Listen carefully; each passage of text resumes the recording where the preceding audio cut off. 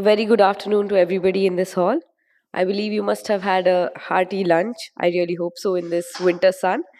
Let's begin with this technical session titled The Unshackled Regulation Time to Reimagine the Microfinance Model. It is my pleasure to invite on stage the esteemed panel for this session. This session shall be moderated by Mr. N. Srinivasan, a sector expert. I invite Mr. N. Srinivasan onto the stage.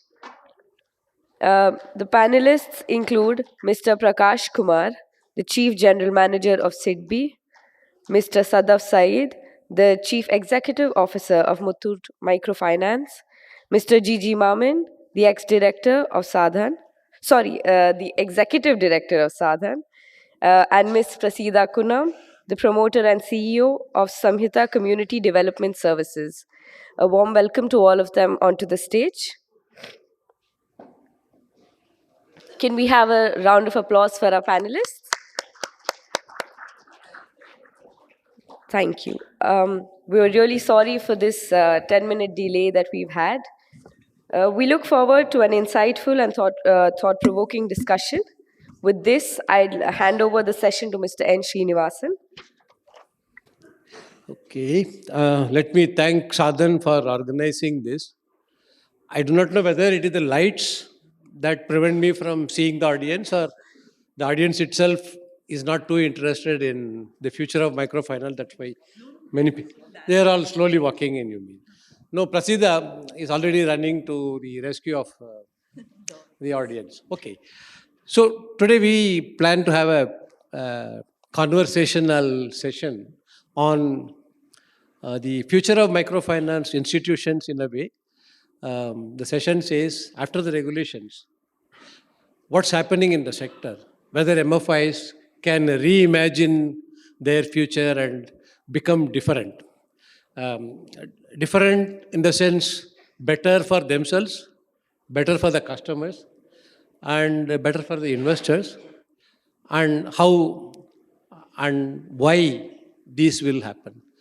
I think we must have heard a lot of data over the last day and a half, how we have got more than 110 million customers, and the outstanding in the sector is about 2.7 trillion rupees and all that. These numbers are bound to go up, given that the cost of investments, cost of living, everything goes up. So loan is a function. With a small lag, it follows all the increases. So the size of the sector and the fact that it is set to grow further, it's entirely based on the kind of demand that is on the ground. And the unmet demand is still there. There are large pockets in the urban, peri-urban areas, it has been met. But there are several pockets in the rural and really remote areas where we still do not have effective intermediation. When the regulations came in, they did a few key things. One, they leveled the playing field between banks and the MFIs, NBFCs. Hopefully, a little bit of leveling between the large, medium, and small MFIs, about which we might hear a little bit later in detail. Then trying to ensure that the customer is the core of what microfinance does. In the sense, we don't go by the number of people from which the customer borrows, more about the servicing capacity of the customers to borrow a given sum of money. Also putting certain definitions of who will be an eligible microfinance customer and what will be an appropriate sized loan for microfinance, and leaving the sector to work through identifying eligible borrowers, identifying appropriate repayment capacity, and thereafter fix the size of the loan, and ensure that the past codes of conduct relating to fair, transparent dealings with the customer, they continue to remain the focus. Some of the smaller aspects, like which were anti-competitive, anti-business, like say removal of interest rate caps and then competition-related issues, certain aspects, they have been liberalized.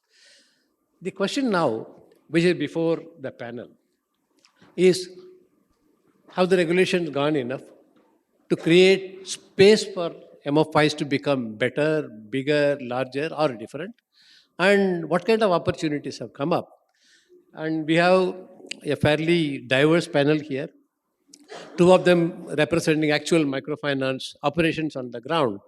One is a large microfinance institution, Sadaf is from Muthoot. The other, Prasida, all of you know, she knows, she does not require an introduction here.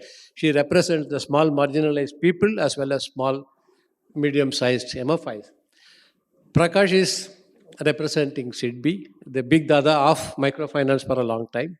Though in the recent past, last about 4 or 5 years, they have been trying to get back into the microfinance space with a lot more vigor.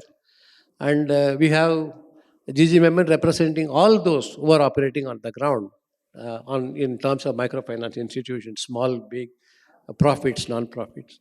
So now I would try and pick their brains on how they see the regulations playing in this space. Um, Maybe I should start with Sada.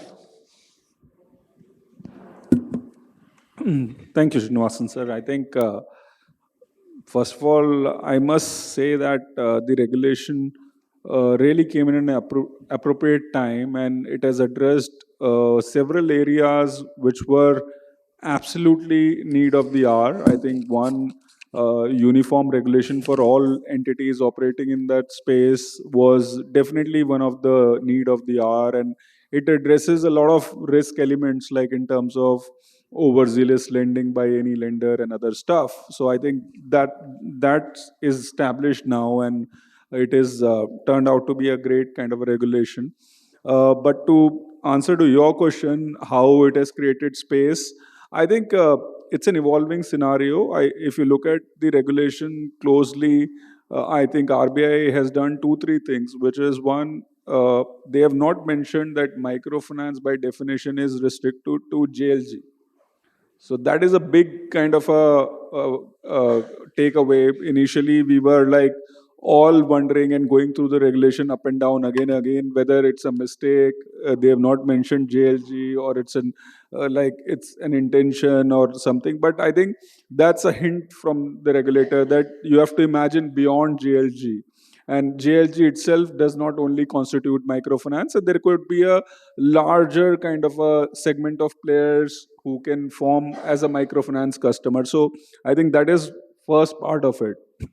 The second thing which has happened is, by and large, microfinance institutions or like ours were driven by the intention, and the loan is largely, I think you and all we know, is fungible in terms of cash. It can be used for economic purposes, it can be used for personal consumption, but by definition earlier it was only income generating loans. They have done away with that regulation in terms of it has to be 75% or 50% income generating. The end use of loan is no more the definition for microfinance. So again, there is a room for, like, whether you lend only for income generating or you lend for some other requirement, an emergency or education or any other purpose that you want to lend. So I think that opens the room. However, I think always there are suggestions and rooms for improvement. Though RBI did liberalize the regulation by increasing the uh, qualifying asset, non-qualifying asset room from earlier 15% to 25%, but there is a kind of a, say, a little bit kind of room which was closed for us, because now the 75% qualifying asset is dependent on total asset. So because of the total asset criteria, that room for innovation basically technically reduces. So I think there is room for improvement, but then again, I think RBI has done enough for microfinance institutions like us to look beyond. And I think only not only regulation but also circumstances, I will say that. Earlier, the conception, or I think it is good for microfinance to stick to the uh, group lending and collecting at the center, but the circumstances during COVID were such that the center meeting was not possible. But even then, we have seen that the borrowers have repaid on time, almost like all the institution reported back after a kind of a pullback from COVID, 98, 99% repayment came on time. So I think putting all of these into context, if you think, there are a lot of things that can be done with the microfinance customer. And I think the system and the business have been there for a very long time, and there is a like requirement of innovation, and that is happening. I think SIDBI also playing a role in terms of a Prayas loan that they have started. We are one of the partners with SIDBI, which is a loan, which is an individual loan in the format from 50,000 to 3 lakh rupees, and that creates room. So there is enough room for improvement that has been opened up by the regulation. There are certain innovation that we are doing. We are giving loans to customer in the form of Matut Small and Growing Business, MSGB business we call it. These are all customers who have graduated from group loan. The thought process here is that the customer typical microfinance process was she comes in, takes a 10,000 rupee loan, then she services that, then she takes a 20, and then so on and so forth. But beyond a certain time, what do? You keep increasing the ticket size. That can't be done for all the group members because everybody is not having a homogeneous income profile. So you select a customer which has capability of doing larger business, and then you kind of give a loan. So that innovation is happening. We are looking at a micro MSME kind of a loan. So that room has been created by the regulation, definitely.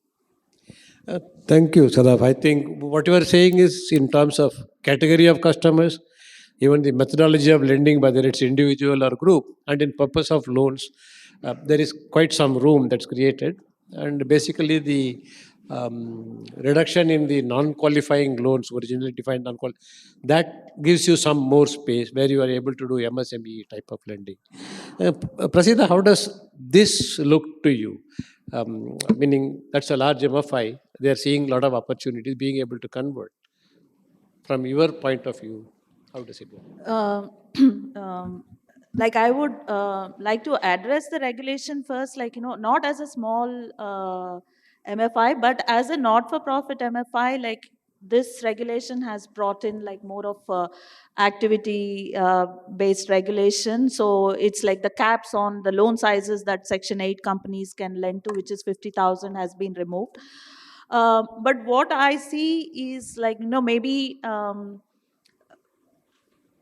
slightly different way of looking at it. I think right now the system, or like, the way banks look at it, the way DFIs look at it, or the way anyone looks at it is like it's only one way. Like you just get bigger. So there is no other option. If you don't get bigger, then you perish. Like, it's so this approach of looking at like how do we grow, the growth is only like, by the size of the portfolio. That kind of is, I feel, an issue for people who don't want to pursue that path, or who want to focus more on maybe like, I mean, it's not just me, that I've seen like many other people also who want to focus on a particular geography, maybe work on like, more product development, or like, go deeper into like, understand your, but like I don't think it is specific to this sector, but like, to any sector, to any kind of economic activity, it is like that. So so if there is something we can do in that context, it is. And of course, like, there is a level playing field for banks and NBFCs, MFIs, but I don't think there ever is a level playing field with the smaller, because the problems of capital still remain. It is not just the regulation. So you give capital to only people who have capital. I think that's the universal way of doing things. So that is still not yet addressed. So the cost of capital is still higher. So all these problems which are fundamental to small and like kind, I won't even say medium. So I mean, even medium NBFCs or MFIs still remain. So Prakash, I will now get to you. Is it possible now Prasida wants, like in the case of cricket, you have under 19 matches. For small MFIs, is there something that's possible to level the playing field, and also the general import of what Sadaf said about the space that's created? And Prasida says, yeah, space is created, but I have to become big, otherwise I don't get the space. How does it look to you? Because you've been looking at the sector from So a very let high me perch. address the first part first, because small, big, these debates will keep on continuing. Small has a value, the big also has a value. A lot of experimentation which can be done by small MFIs, which are constrained at the level of very large MFIs. So that's a separate debate. But the more important question that we had asked is that with this regulation which has come in, is there a way to reimagine the microfinance? My entry into the microfinance sector happened post Andhra crisis in 2012.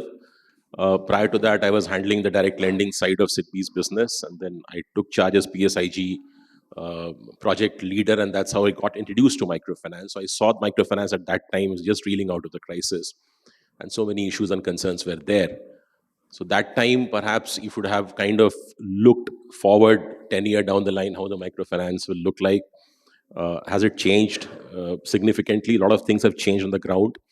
SFBs are now there. The banks, the BC arrangements is very, very active. But the microfinance institutions have a role to play. And I see that the experimentation which happens in this space will be mainly driven by the MFIs because they're in the best position to experiment. The banks will look at it as a one of the portfolio. The SFBs now also realize that microfinance cannot be their only bread and butter business because the huge unsecured loan sitting in their balance sheet, which will impact their ratings, so they're diversifying. So I see that the experimentation that will happen in the microfinance space, despite the limitation that you're not able to offer a liability side product, will continue to happen in the microfinance space. Now, MFIs can grow to what size? Can there be a 50,000 crore MFI? I don't know the answer at this point of time. Is it too big a risk? Like SK has decided that post 10,000, 12,000, 15,000, you cannot operate in an MFI, NBFC kind of a model. You'll have to move to, it's completely unsecured, move to BC kind of arrangement. So that's one part. The second is that regulation, what it has brought in is a couple of things. One is that it gives you scope for lending bigger ticket sizes. You need not be constrained to 40,000, 50,000 loan. The point which Sadaf made that the requirements are increasing. How long microfinance has been there for 20 years? How long a microfinance client will remain a microfinance client? 8 cycle, 9 cycle, 10 cycle. Do you take pride in saying that this customer has been there with me for 10 cycle, 15 cycle? Then the question that is asked is, have you made any difference in her life if she continues to be there for 15 years and you're giving them 30,000, 40,000? These are the questions that microfinance sector needs to answer. Because we have been interacting with both the sides. We are interacting with government, we have bureaucrats as our chairman, and we used to argue these things. So the criticism is still very high that microfinance sector is a lot of, talk about doing something on the ground, but it's actually you're making money from the poor. That criticism has to be addressed by looking at the impact side of the microfinance. Some of the entities are doing, we are working with Sadhan to document those practices. That's a separate project, but the impact now has to take focus. And in that context, we came out with this Prayas scheme that Sadaf also talked about. And the spirit was same, that if out of this microfinance customer base, if 10% are good to graduate to a higher ticket size loan, are they getting an automatic entry into the banking segment? The answer was no. So should we not look at that segment? Because ultimately, unless income generating thing has been removed, as Sadaf said, but this is the only area where if investment is made, the lives of the poor will improve. Others are hygiene factors. You get a good house to live in, you can take care of your education. Those are also important. But what adds to your income is a good income generating loan, and that's improves your livelihood. So the Prayas initiative has been a initiative of SIDBI in this direction. We started a pilot in 2018-19 with Cashpore and SKDRDP. It's picking up very well. It's completely digitized now. There were some hiccups because of COVID. Now we are touching a portfolio of 1,000 crore with 50,000-60,000 clients. We are looking to take it to big heights. And this is a partnership model. We encourage all the microfinance institutions to identify those clients which have a higher ticket size requirements and do a partnership with SIDBI to give them higher loans. Your 75% thing will not come in the way. You can do it internally also, but at least that 75 thing will not come in the way. So this is one area. The impact is what we should be conscious of, what impact we are creating in the lives of the people. That will address all the concerns. most of the concerns which are happening at different times. You're passing through crisis after crisis. Sometimes you have an Assam crisis. Sometimes Andhra is a long forgotten thing, but these things will be taken care of. Now the interest rate has been deregulated. So two more things I see happening because of these regulations. One is that another criticism of microfinance sector is that you're not geographically spread out. Still, the concentration is very, very high in certain districts. Mr. Miman will have those figures. So one argument was that if the spread is fixed, then obviously we'll go to those pockets, those areas where you are able to break even and make money. Going to a very difficult area where you need a higher spread to work with perhaps was not feasible. So that should now be possible. A differential interest rate, you should look at difficult areas. And SIDBI is willing to work with the MFIs who are willing to go to difficult areas, and spread has to increase. That's one criticism which we need to answer. The third thing, which I'm not sure how much it will happen, now you're capturing the income data of the customers in the credit bureau. So I'm not sure, but I see a futuristic thing that through that income capture itself year on year, it will be a very good indicator of tracking what improvements you are bringing in the lives of the people. So building the database. I'll talk about a few other initiatives of SIDBI, which is Udyam Assist platform, Vyapar credit card next time when we come. I think I should stop here and let others. Thanks, Prakash. So, what you are saying is there is space, and there are other things you can do, just not the microfinance loans. Your Prayas is a classic example of that. Gigi, looking to the fact that over the last about 15 years, there have been periods when MFIs have changed the way they operate. The product basically remained the same. So the regulation gives, like Sadaf earlier stated, look, you don't need to go through the group methodology. And given that people don't want to come and attend so many meetings just to get a small sum of money as a loan. So what is the vibe that you see in the network? What do institutions say now? And how do you see this panning out? Thank you, sir. In fact, it's always a pleasure to be part of your panel and to have this kind of a eminent panelist along with me.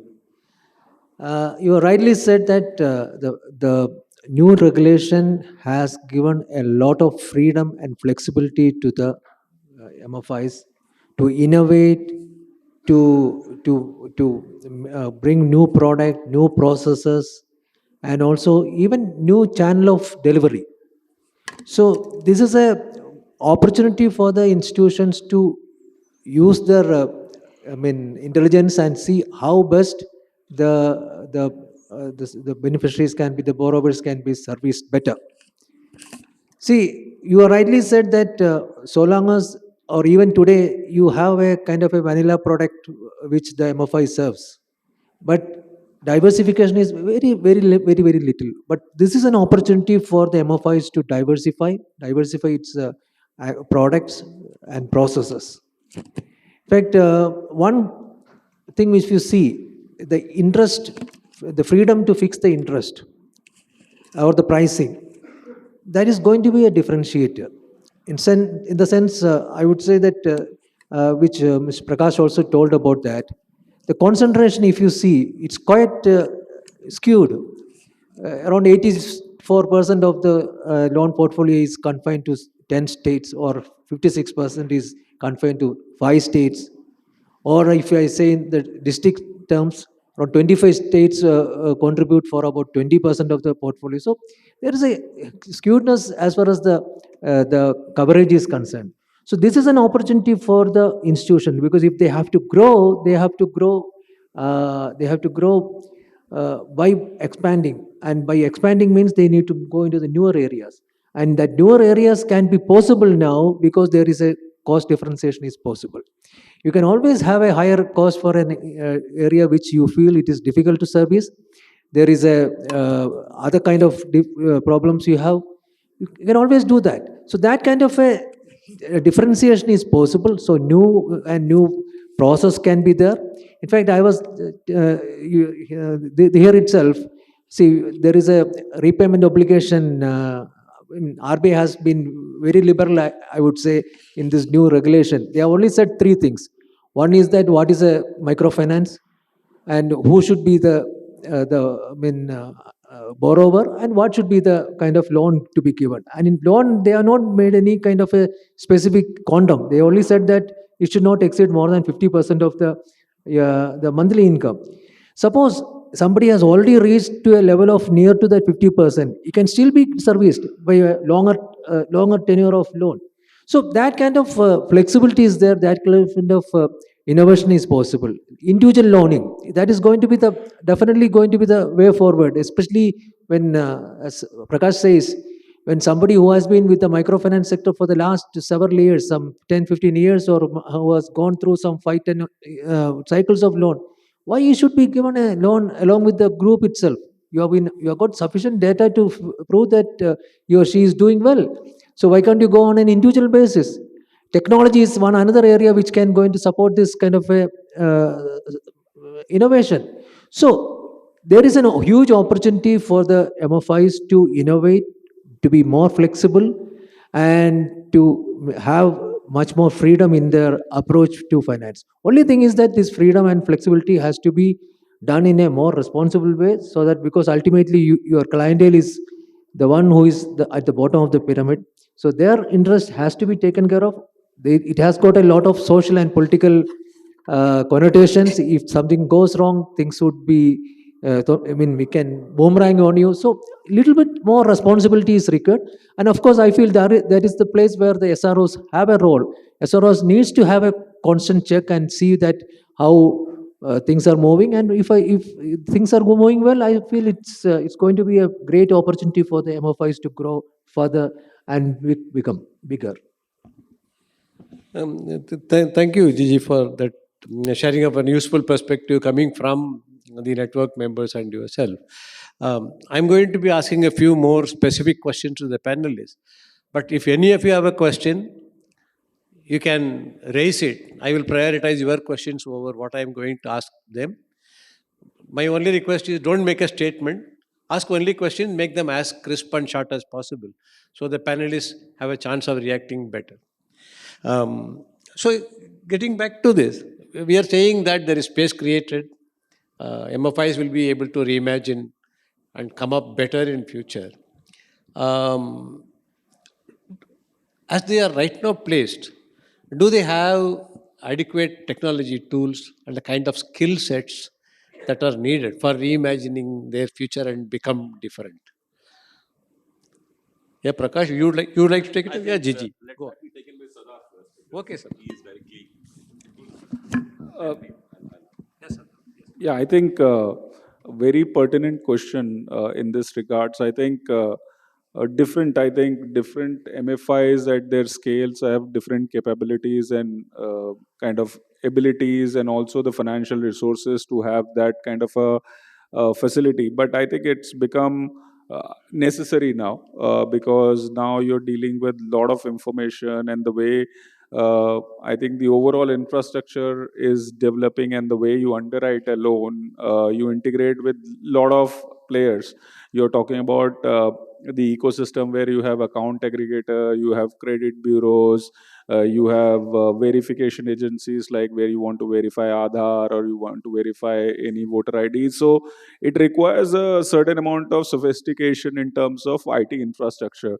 So definitely that is the need of the hour. Whether all the institutions are well equipped or not, that remains to be seen. But definitely the larger institutes or institutions are definitely making that investment, and making that investment in software. In fact, RBI regulations these days are directing towards having that kind of a IT infrastructure and IT framework, that you have complete protection of data, you have cyber security measures all put in place. So investment would definitely be required. I think one thing that anybody who's starting new a microfinance institution, they need to realize that apart from capital to grow business, there would be capital allocation which would be required for developing a sophisticated IT infrastructure. And that we have seen As you grow, that requirement increases. The institutions which have graduated from MFI to SFBs, they have allocated huge amount of cost for a core banking software.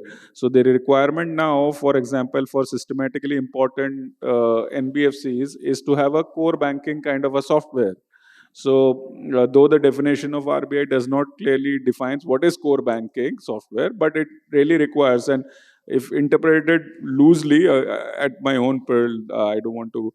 So it requires seamless integration among all branches, and we are able to see the customer uniformly across everywhere. I think those kind of things have to be done, and the investment has to be made, be it small or big. But I feel for small MFIs because that's a huge investment, and the capital is there for them. And it becomes difficult to allocate too much cost there, and then returns will only come later. So I think allocation definitely is becoming difficult.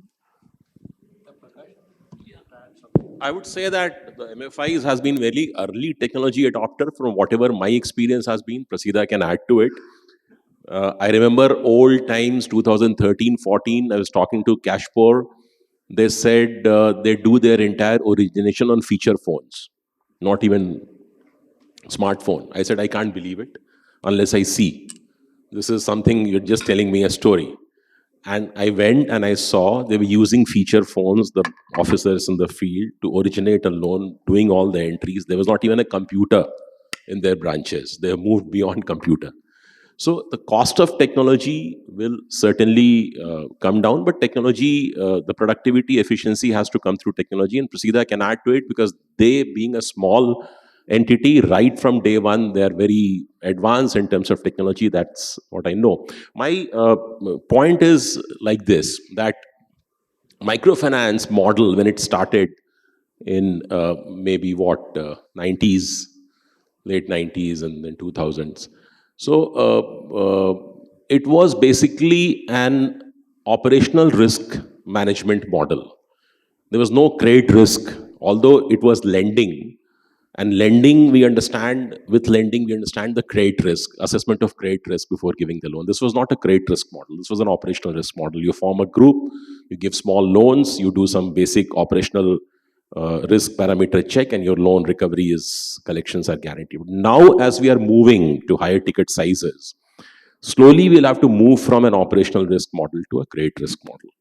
Because ultimately, when you are giving a 1 lakh loan, and the new regulations, my sense is that it does not prohibit you from giving more than 50,000 loan, which is the general trend in the microfinance industry. You can go as high as a lakh also, depending upon the requirement. So one is moving away from JLG to individual requirements. Now JLG will slowly, you'll have to reduce your dependence upon the JLG. We have huge data built over years to take those decisions. Like Northern Arc has recently launched a new score based on this data. So these kinds of things will happen. These data will be analyzed, some more inputs will start coming in. Now credit bureaus are very, very strong. We earlier times, the credit bureau, when started from microfinance sector, it was all a fudgy logic. We're not sure that this client whom you are giving in the match, which is found, is the same client, not the same client. Lots of alternate, these things were used, pin code matching, etc. But now with the fair degree of certainty, you can say that he's the same client because the KYC piece has been fixed more or less. So one, it will move to credit risk kind of a model, then only you can give a large loan. Another thing which has happened is now the entire disbursements are happening now in the bank accounts. Bank accounts were not there 5 year, 6 year back. Also, bank account was not there. Then the Janadhan happened. Then the Aadhaar happened. The KYC problem was resolved, and now everybody has a bank account. So all your disbursements are happening in the bank account. The collections is now picking up through those accounts. The problem is that the account does not have funds, so collections, you're finding it difficult, but still a decent. I was told that at least it has reached 7 to 8%. So the next 5 year, perhaps there'll be a scenario when we are reaching still higher numbers in collections. So somebody made this point that if you're making a disbursement in his bank account, if you're making a collection from his bank account, it's individual lending. Where's the JLG? JLG is just, giving that kind of a comfort when you're choosing a particular customer. So these are the things which I see happening. And the most important thing is the product innovation has not happened. you just have one product. You, whatever you call it, water and sanitation loan or housing or whatever it, that they are the end users of that particular loan. In terms of product, you have a single product, term loans with a fortnightly or a monthly prepayment, 1 year, 2 year kind of a thing. I have not seen any changes happening. And obviously this was not possible. But now we should actually start experimenting with need-based products, because for, again, the same question, that we want to devise different kinds of products catering to the individual needs, like a 3-month loan you want to give, or a higher ticket size loan you want to give, a 5-year loan you want to give, or 7-year loan you want to give. Then you have to get into the credit risk game. And that getting into the credit risk game is now possible because of the huge amount of data which is now being made available. Yeah, Gigi, I got another question later. Then you can add this also. Prasida, he had already punched your ticket, so you have to. I also want you to add a little bit more on. If this requires more funding, which Sadaf has also pointed out, has the post-regulation scenario changed when it comes to equity or funding availability, apart from what you Yeah, have to add to what yeah. Prakash said? So on technology, like Prakash mentioned, like we've always believed, like, technology is so we use tablets even before banks did for onboarding the clients. Our software is all like open source, so we don't spend a penny on commercial licensing also. So we've been like, very innovative that way in using our technology to reach out to more people, and also to reach out to people in remote areas. Because so when we started out in we had branches with only like 300, 400 and 500, because we used to set up our branches in blocks where there were no banking facilities also. So by using tablets, by taking photographs of bank deposits, so we had to balance technology with controls, and we did it in our own specific way. Right now, but I understand that this may not be possible for everyone to do that, because that was very specific, because we had in-house resources that could do this without any cost. But going forward, I think, like, there is a very it's an opportunity for the DFIs, especially the development banks like NABARD and SIDBI, to do this, because there are so many SaaS providers, and there is innovation everywhere. There is, like, so much happening. And if you could establish some platform for just like plug and play for small MFIs to get these services, so that they don't have to spend money on CKYCs, and this is probably could not have been possible some years ago, but it can be done if you have the intent. If you really want to do it, you have the resources, and you should do it. Not just I mean, like, I think so far the approach has always been telling people, like, you can go to this, we can give you a grant, and they have been helping the MFIs, like, build on their technology by telling them to go to a particular software provider of their choice, and they would subsidize it. But I feel, in my opinion, that would not work, because it would always require customization, like, continuous customization, because of changing regulations, changing markets.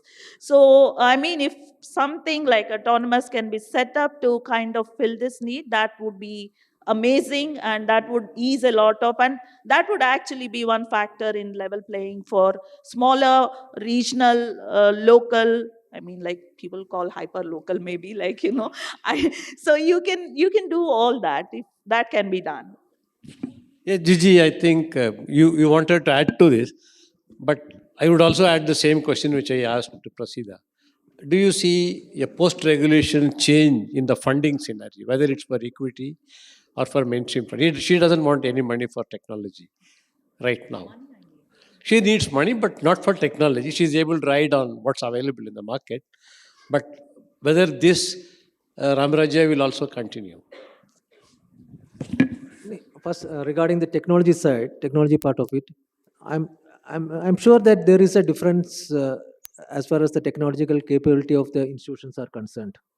The bigger ones definitely have a better technology capability than the smaller ones, and smaller ones have, if you have to upgrade to a higher level, of course, it involves the cost. So, as Prasida was telling, probably it can be can be a common platform can be created. In fact, we had some discussion with SIDBI chairman also, SIDBI CMD also, and SIDBI CMD was showing some kind of a interest on that. In fact, SIDBI has already developed some technology stack for their Prayas scheme. Probably, if that can be tweaked and if can be made use of by the MFIs, that could be the best way of doing it. If you have a kind of a common platform where which can be accessed by the smaller ones, then their investment cost can be reduced, and also they can have the best capability as far as technology is concerned. So that is my take on the technology part of it. Secondly, as regards the funding, as funding part of it, yes, this COVID has really caused a kind of a disruption, and the kind of the lenders' confidence is getting a little down. So raising funds is becoming a challenging aspect. So we had been, as an association, we had been trying to do the best, and we are trying to bring especially the smaller ones and the medium ones. We are trying to bring the bankers and the funders and the MFIs together. We had a couple of online meetings with institutions like State Bank of India and Punjab National Bank. We are also planning a lenders meet in Bombay on 8th of February, where we are trying to bring all the lenders and trying to get most of the, bigger MFIs and medium MFIs, so that there can be some kind of a confidence building happens. So fundraising is an issue, and new regulation will definitely help the lenders to or the investors to come forward, mainly because, and investors, if you say, I think there has been a slight slowdown as far as the current situation is concerned. Maybe they are also waiting and watching because of the overall inflation level going up and the recessions going to happen across. So there is some kind of a slowdown as far as investment is concerned, especially from the outside investors. That's what my take is. So if we have to, but this regulation will definitely help the investors as well as the lenders to hike their confidence in the system, because this is going to help the MFIs to get over from the COVID related issues, as well as also build up their balance sheet better, because they can now go by a market driven pricing. So when a market driven pricing is there, they can always get a better financial strength, and that will, I'm sure, that will going to add the confidence level of the lenders as well as the investors. So right now, yes, there would be some kind of a lull as well as the investors and the lenders confidence is concerned. Probably we can build upon that, and new regulation is definitely going to support that. Thanks, Gigi. I think, Sadaf, I'll now turn to you. This more comes from what Prakash said slightly earlier. At the beginning, MFIs built large operations on Excel sheets. The risk was more seen to be operational. But now, if we look at the way regulations and some of the advice that comes to MFIs, if that's taken seriously, there will be more of individual lending. And the assumed group's ability to step in when somebody does not pay you, that doesn't exist anymore. So risk management capacities of a different kind, would that need to be set up?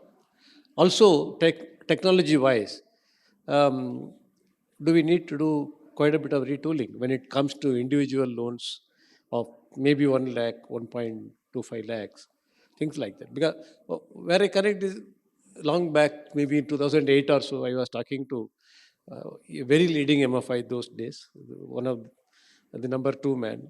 What he said was, you see, I don't really need to do much. I have a reasonably well working Excel sheet, and my staff need not know anything. They have to have 2 pairs of legs to walk, 2 pairs of hands to wave around, and my business is done. Does it hold true anymore? No, absolutely not. It's not that easy. And I can tell you it was never that easy even in 2008. I think that was oversimplification. But I think to Prakash's point, his point is correct. The underwriting has to move from operational risk to really underwriting the credit risk now.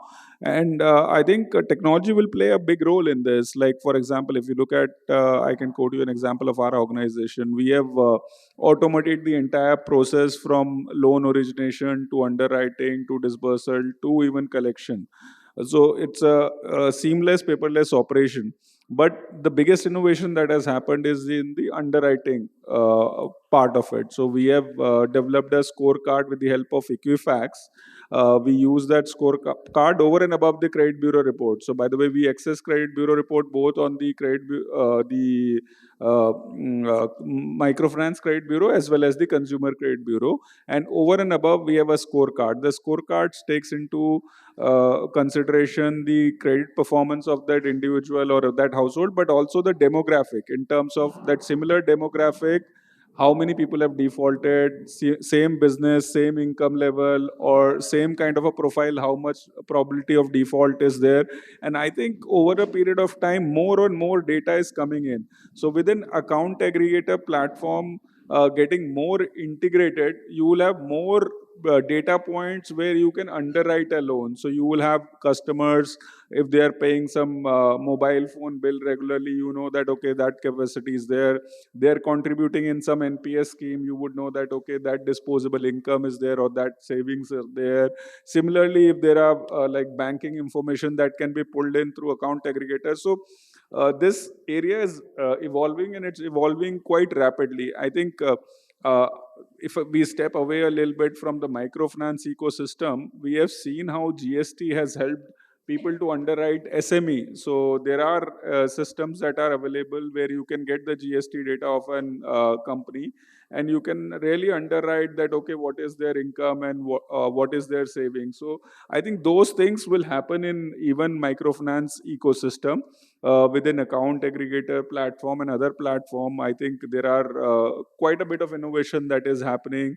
There is something like a Chi score, which is developed by Clyde Finn, and there is this scorecard that has been developed by Prakash mentioned. So a lot of these innovations are happening, and this will help us underwrite the loan. But I think I agree to your point. The more we move from direct bank disbursement and direct bank collection, it becomes an individual loan in nature. And I can tell you by practitioners' point of view in the field, the joint liability which was there, where you could actually expect the group to pay the installment if the person does not pay, that hold good only for one or two installment. Beyond that, people start refusing to pay. That is the practical reality of today. So I think eventually it has to move to an individual kind of an underwriting, and that has been the case for long now, because I think ours is a modified version of SHG lending. So it is not an SHG, it is an individual, like in the form of joint liability group. Only for the sake of joint liability it is there, though earlier people were really contributing together to pay the installment, but now that is becoming less and less. But that all depends upon how strongly the group is being made. But I think the future is towards an individual lending, and that will require use of technology and underwriting and understanding the cash flow of the individual household, and based on that you build your credit. Thank you, Sada, for coming out so clearly. Meaning the movement is towards individual lending. The pace of it will be determined by in-house preparation as well as what's happening out. Yeah, Prasidh, you wanted to add a point on that? Um, I mean, I just I just thought about it. Of course, now the group liability doesn't hold that much. Not only because, there is, people are not part of just one group. They are part of three to four groups, and they can't be paying for a person in all these groups when they themselves are from different households. So, I mean, it's just I just want to understand, would it lead to MFI is taking, I mean, he should be asking the questions, but I'm asking just on his behalf. Would you then, once it goes into credit decisioning and underwriting through individual households' income, would that move away from giving loans to women to men? Not necessarily. I think what we have seen in our whatever impact assessment that we have done, we have found that in rural areas, especially the business driven by women and the women folks are more reliable in terms of lending, and the reality is that they don't shift houses so frequently, or they don't hop jobs so frequently. So the credit flow to women folks would continue to be, and that like primary customer, if you ask me, will remain. But I think the thought process will move. It would move from women or men to a household. So No, it but will ultimately be a loan to a household rather than a loan to a, because in most of our cases anyway, men are co-borrower. So, any questions from the audience? Anyone is ready with some questions? Yeah. I think I can be louder. Yeah, it's working now. So, firstly, thank you so much, the panel. I think great insights. I'm actually, I mean, it's a great point which Prakash sir has mentioned. I think the shift from the operational risk model to the credit risk model now. So I think absolutely, sir. I've been in the industry for almost a decade, and I can completely relate to what you're saying. In fact, probably our journey has started together in the microfinance. I've also joined towards AP crisis and all. So my question was, and also one more valid point which you mentioned. We may call the products different with different names. It could be wash loan or income generating loan or whatever loans, but it's a simple vanilla product across. It's a homogeneous product across the industry. So my question here is, now we're talking about 2 points here. One is move to individual lending and credit risk model, and diversifying the products, which means the tenor would go up, the loan ticket sizes would go up. So my question here is that, and also we are talking about small MFIs. So how can we triangulate this? In the sense, would this customer then will still be a MFI customer, or he would be a mainstream banking customer?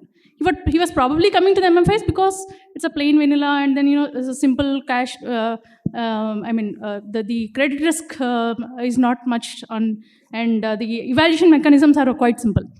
Yes, So, industry has evolved, So but just this, wanted to understand. correct, got your point. So this customer will continue to remain the MFI customer. See, when we have a discussion at a different level, because I've seen both the sides. My department deals with NBFCs also, we deal with banks also.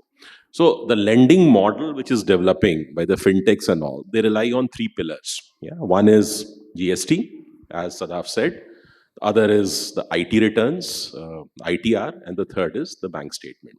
So once you can triangulate this information coming from ITR and GST and the bank statement, then you are able to take a decision on lending to that customer in a straight through kind of a way, putting in some scores and all. Now, this is one segment of customers. In this segment, GST, no. ITR, no. Bank statement, still no. I mean, banks are there, but transactions are not sufficient to establish at this point of time any kind of meaningful correlations from that transactions which is there. So this is a completely different segment, completely different segment. So this has to be these kinds of things that microfinance institutions are doing on the ground, backed by the history which has been built up over, like you have a CIBIL score. Everybody, all of us here, we know that we have a CIBIL score. Some scoring is done just based on our repayment track record on the credit bureau. So those kinds of scores, then on top of it, you are adding those geographical indicators, some income indicators, etc., to collect from the ground. So those scoring models will get up. This scoring model will be completely different from the scoring model that we understand for the other segment. And this has to happen. And this challenge, I don't think the banks, they don't understand this segment so much. They'll not be able to do it. Once the bank transactions start increasing, and that'll, once your collections start increasing, that means the transactions are happening in the bank. Currently, I'm told that you disburse in the bank. One transaction is the entry, other is the exit of that entire money, and there is some DBTs or something which is coming, some remittances which is coming in, but it's not being used for transactions. So two things I'd like to mention, because we should always look at the future, 5 year down the line, how will the microfinance sector be? And we are able to see those trends which is happening. So one important development that we need to understand, and it's a very far reaching, it's going to have a very far reaching consequence. 1 week back, if you have heard, our chairman mentioned in the inaugural address the Udyam Assist platform, which has been launched by the Ministry of MSME. SIDBI is the nodal agency for that. So you know that for getting a MSME registration, you need to have ITR and Aadhaar and all these things, maybe GST also. So once you get a Udyam registration, then automatically so many benefits flow to you, and you have a unique ID. Like Aadhaar is an individual ID, that's a business ID. That thing will now start happening for the informal sector. So a lot of effort has gone into it, and it will be done through partners like the microfinance institutions, the banks, the NBFCs. All your informal segment enterprises will be brought on this platform. Each of them will have a unique identifier. Each business will have a unique identifier. The process will come out, we'll make a more understanding, but for the time being, you can understand that that's an assist kind of a model. So whatever information you have or any other MFI have, they will give on that platform. And then from there, currently you're not able to have an access to Aadhaar. MFIs, I'm told that you cannot take Aadhaar as a KYC. The Aadhaar linkage will then happen in the next stage. His Aadhaar will get linked, and once that linkage is complete, you will help them in doing that on the portal. He'll get a unique business registration number, which will open up plethora of opportunities. Data, the way we look at the data will completely change.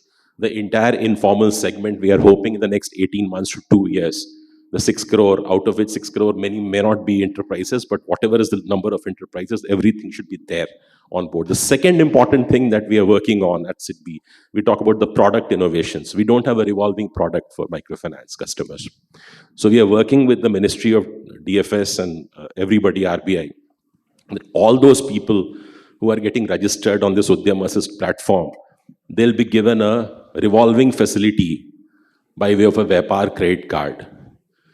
So the vision is that you give a 50,000 loan or 60,000 loan to a customer. Out of that, maybe 10,000, 15,000, whatever is the comfort level, you earmark for a Vyapar credit kind of a facility, do a partnership with a bank. The card will come from there.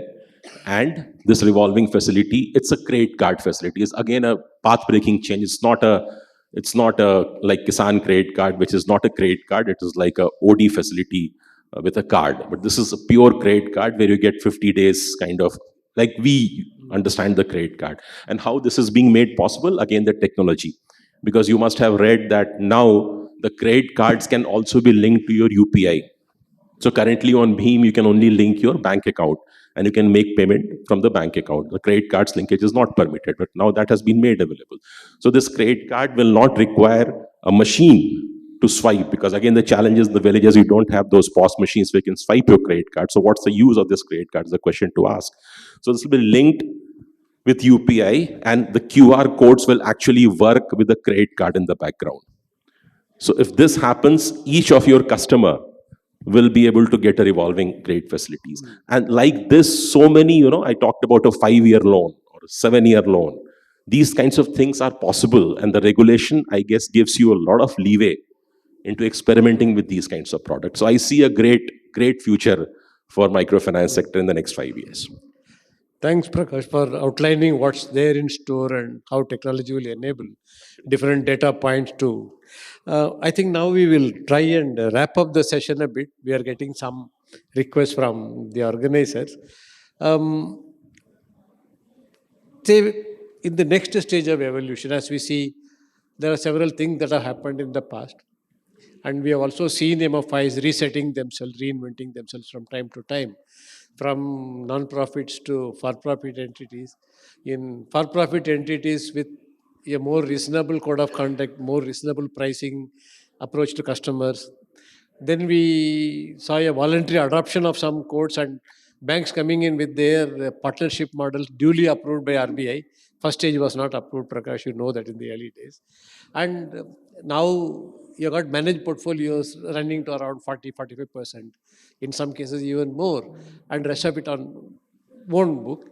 So the next stage of evolution, with the regulatory space that is available, with the possibilities that technology offers today, and also the kind of data that is now possibly, meaning that's available for us to mine and then take decisions.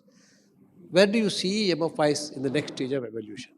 So about a minute to each of you, and what you see and what you will wish it to be. It could be either. Yes, Adaf, start.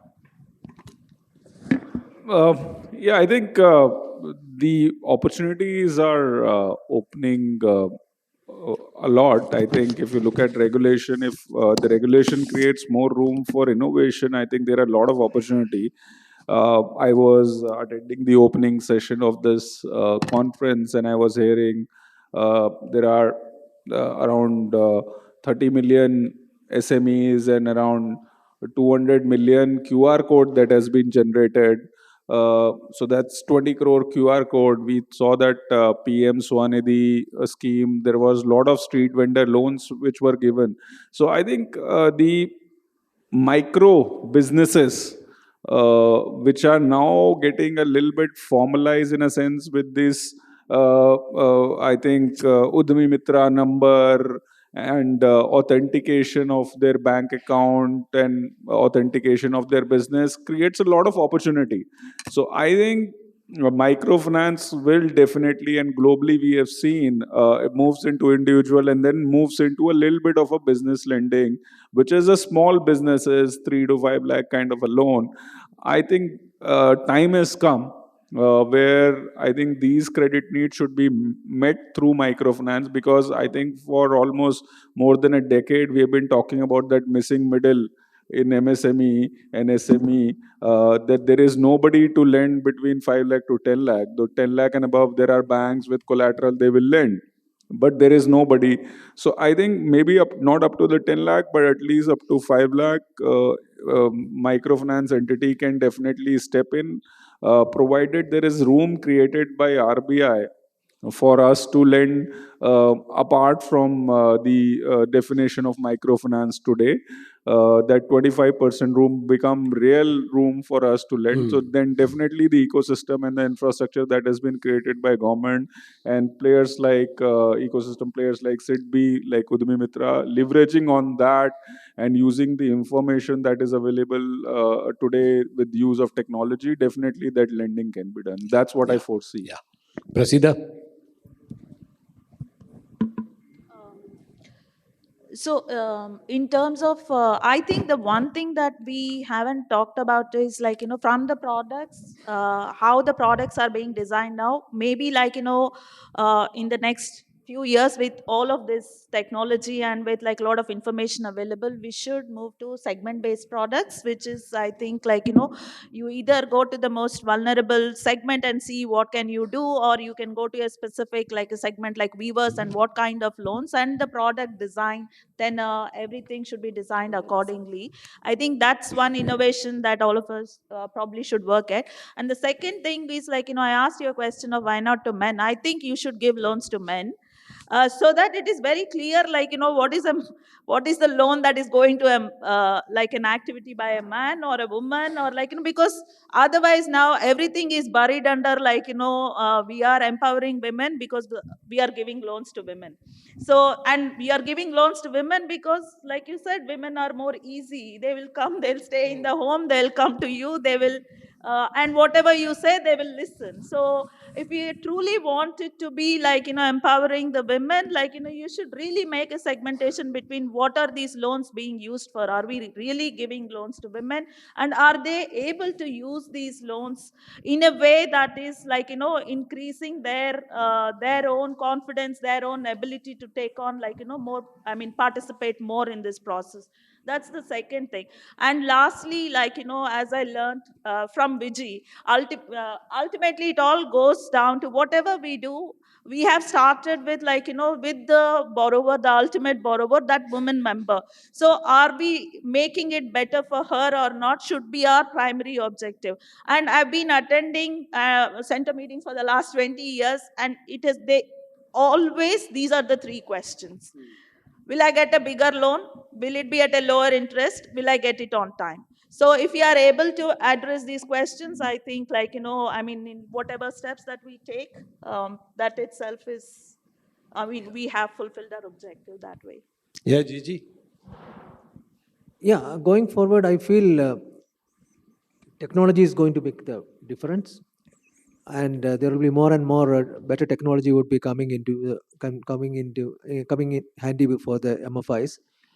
And based on that, the lending would definitely move from move from the group loaning to the individual loaning.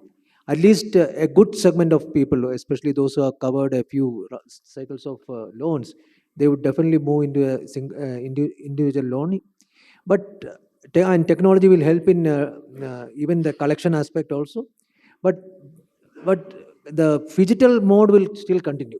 Physical, and it will be a physical and digital mode, because we can't do away with the physical mode in a microfinance sector, because your presence in the field, that is what it makes a difference from a banking institution or from a microfinance institution. So even if it becomes more technology oriented, and even the payment as well as the receipt becomes online and technology based, still the physical touch would have to be there. So it will be a digital mode which will be continuing. And definitely the quantum of loan has to move up. It can't remain in the same level of what it is today, and it has to be for the productive enterprise activities. And of course, household is going to be the main key factor for deciding that. So it's not the individual person, maybe the entire household would be the one which will be assessed for the purpose of giving the loan. Thanks, Gigi. Prakash, your last minute. Yeah, so see, SIDBI has always had a vision for this sector, right? 2000 SFMC was started. Mr. Brijmohan sir is sitting here. He has been the pioneer, and we believed, so there was a SHG bank linkage program, nothing to put anything down, but there was a thought that we can make the banks lend to these people, and SHG is the medium through which we'll be able to make them to lend. That was one thought. The other thought was that no, the banks cannot lend to these institutions. We have to create a separate set of institutions who will lend to this segment. This was SIDBI's belief, and that's how we started SFMC under the leadership of Mr. Brijmohan. And our vision, he articulates that a vision was that can we create 50 Punjab national banks who will be lending to the microfinance sector. And that 20-year down the line, this vision has been achieved with so many small finance bank and Bandhan being specialized bank to lend to microfinance sector. So that's the kind of vision we have for the... So microfinance always, still we believe that it's a separate segment. Banks will take a lot of time to reach to directly lend to this segment. The pioneering work in the microfinance will continue to be done by the microfinance sector. And you people are doing a wonderful job. Somebody in the inaugural session said that if 2047 India has to become a developed country, these people who are at the bottom of the pyramid has to be lifted up. And the government has having its own program. They're doing so many things, but ultimately the microfinance sector has to play a very, very important role in achieving that dream of India being a developed country. I'll see that this SHG and JLG kind of thing which is happening will gradually blur, because ultimately we don't have that data, but my sense is that there's a huge overlap. The same set of women who are a part of SHG and same set of women. We call it SHG bank linkage and JLG, but it's the same people. So some convergence will have to happen, because a lot of investment is happening in the capacity building through NRLM, SRLM. We are looking into that area of how to bring about that convergence. That's our next project. And so SIDBI, I should not be speaking big things, but SIDBI has been driving the processes and the vision behind this sector. PM Swanidhi is one scheme which has been very, very successful. And the entire backbone, the technology backbone, the process backbone was SIDBI's provided. In fact, when the award was given, one of our CGM was there to receive the award. We'll continue to work to achieve, these visions that we have, and I'm sure that this, whatever is the expectations, that can be done only by the microfinance sector, you people who are sitting here and nobody else. Thank you, Prakash. I think, let me wind up this session. There is such a lot that the panelists had to say. At the end of the day, I think 3 questions that Prasida is being asked by her constituent. I'll add a 4th one. Will I continue to get the loan? Will it become bigger? Will it become a more timely intervention in my life? And can you reduce the rate of interest? And the paths to this, to finding answer to these questions could be many: individual lending, group lending, for-profit, non-profit. But then what it looks like, not just because of the regulation alone, is that people find more value for their time.